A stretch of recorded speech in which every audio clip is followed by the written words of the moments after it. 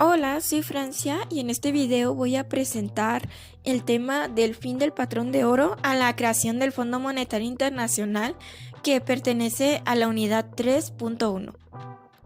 Las relaciones económicas internacionales, ya sea comercio de bienes, intercambio de servicios, transferencia por los diversos conceptos como lo son las remesas de migrantes o naciones, entre otros, o incluso movimientos de capital, exigen la materialización de unos pagos en oro en monedas aceptadas por ambas partes, que generalmente reciben nombre de divisas o, en efecto, cheques, letras de cambio, pagarés, entre otros más. En la era del libre cambio, al encontrarse los principales países dentro del régimen de patrón de oro, que significaba que sus monedas eran convertibles en ese metal a un tipo de cambio fijo,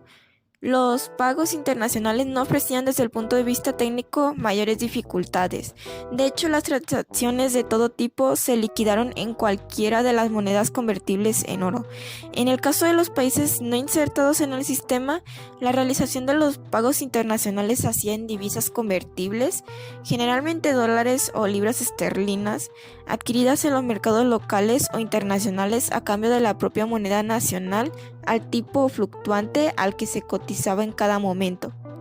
Sin embargo, con el abandono del sistema del patrón de oro clásico durante el periodo entre guerras, que fue entre 1931 y 1939, la fluidez en los pagos internacionales se vio afectada, lo que llevó a una contracción en el comercio y al uso de la devaluación como estrategia competitiva en las exportaciones para obstruir las importaciones. La Gran Depresión de 1929 a 1939 debilitó las relaciones económicas internacionales en una crisis profunda. Para salir de ella se consideraron dos opciones: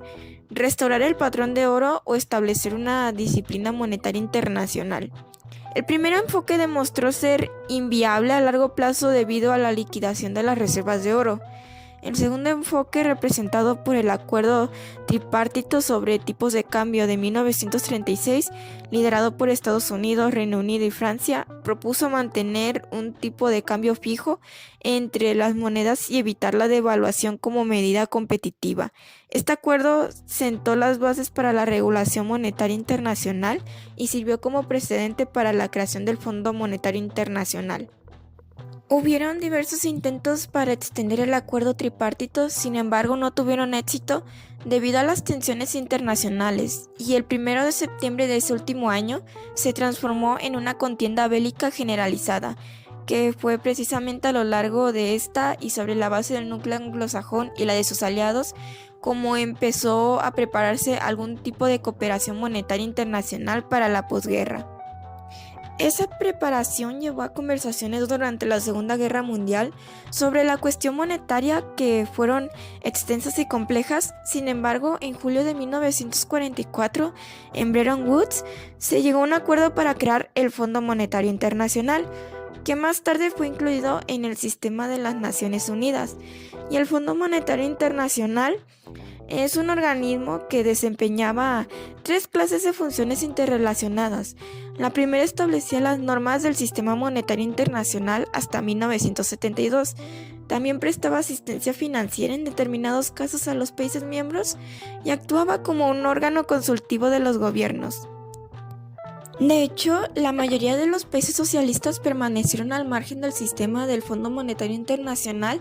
hasta 1990. Sus mecanismos de pago en el mundo capitalista se basaban en sistemas de clearings bilaterales o simplemente en el empleo del oro o de divisas convertibles para la liquidación de operaciones.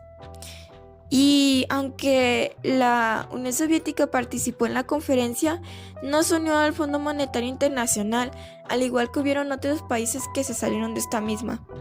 En cuanto a su sistema, y con inflación en aumento y la amenaza de una venta masiva, el equipo del presidente Richard Nixon aprobó un plan que puso fin a la convertibilidad del dólar con respecto al oro y adoptó controles de salarios y precios, que en poco tiempo marcaron el final del sistema de Bretton Woods, ya que conforme a la segunda enmienda del convenio constitutivo, la cual fue aprobada en abril de 1978, El Fondo Monetario Internacional no está facultado para comprar oro ni participar en transacciones con oro tales como préstamos, arrendamientos, canjes o uso de oro como garantía. Aunque el Fondo Monetario Internacional puede vender oro directamente a los precios vigentes en el mercado y puede aceptar oro de países miembros que reembolsan préstamos usando un precio acordado basado en los precios corrientes de mercado. Dichas transacciones deben ser aprobadas mediante una mayoría del 85% del número total de votos del directorio ejecutivo del Fondo Monetario Internacional. Y eso fue todo acerca del fin del patrón de oro a la creación del Fondo Monetario Internacional.